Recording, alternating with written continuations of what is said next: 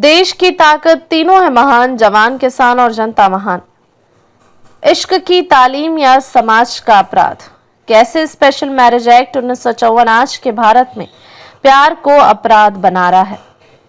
Report का सारांश। भारत में अगर आप अपने धर्म या जाति से बाहर शादी करना चाहते हैं तो कानून आपको यह आजादी देता है, लेकिन जब यह आजादी एक सरकारी नोटिस में बदल जाती है जिसे कोई भी देख सकता है तो वही कानून आपकी जान का दुश्मन बन सकता है। स्पेशल मैरिज एक्ट 1954 जिसे कभी प्रगतिशील सोच का प्रतीक माना गया था, अब एक ऐसा औजार बन चुका है जिससे प्यार को समाज और तंत्र की अदालत में खड़ा किया जा रहा है।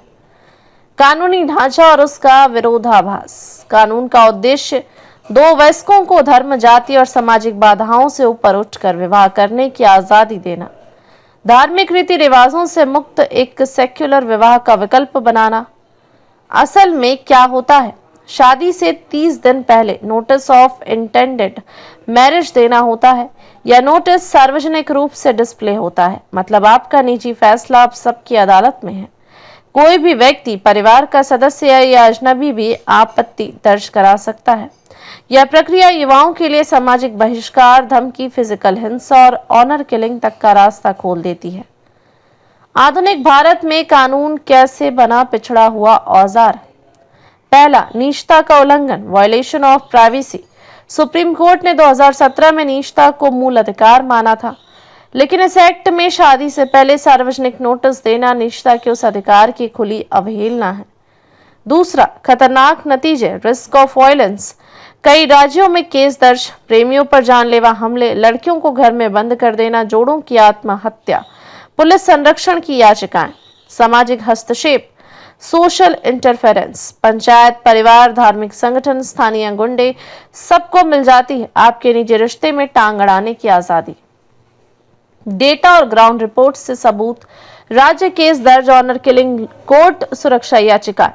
Uttar Pradesh 400 plus 28 120 plus, Rajasthan 300 plus 21 90 plus, Haryana 280 plus 33 85 plus. National legal services authority NALSA की 2023 की रिपोर्ट में यह चिंता जताई गई कि SMA के कारण युवाओं की जान जोखिम में है।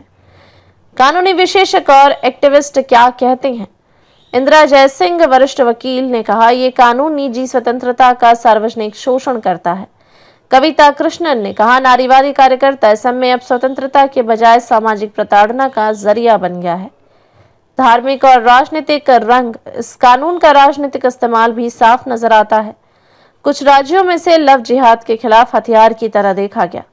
पुलिस और प्रशासन ने कई जगहों पर मर्जी से शादी कर रहे जोड़ों को रोका। बीजेपी शासित राज्यों में से समाज की रक्षा का औजार कहकर प्रचारित किया गया।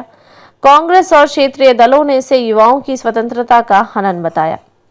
कोर्ट का रवैया, उम्मीद या निराशा। Kerala high court, Delhi high court और हाल ही में मद्रास हाई कोर्ट ने कहा, SMA की कुछ धाराएं वर्तमान समय के अनुसार संशोधित की जानी चाहिए, लेकिन अभी तक केंद्र सरकार ने इस पर कोई व्यापक संशोधन प्रस्तावित नहीं किया।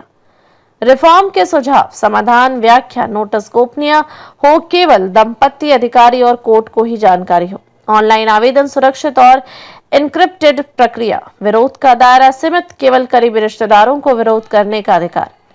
फास्ट ट्रैक सुनवाई, सुरक्षा मामलों में अदालतों तत्काल सुनवाई करें।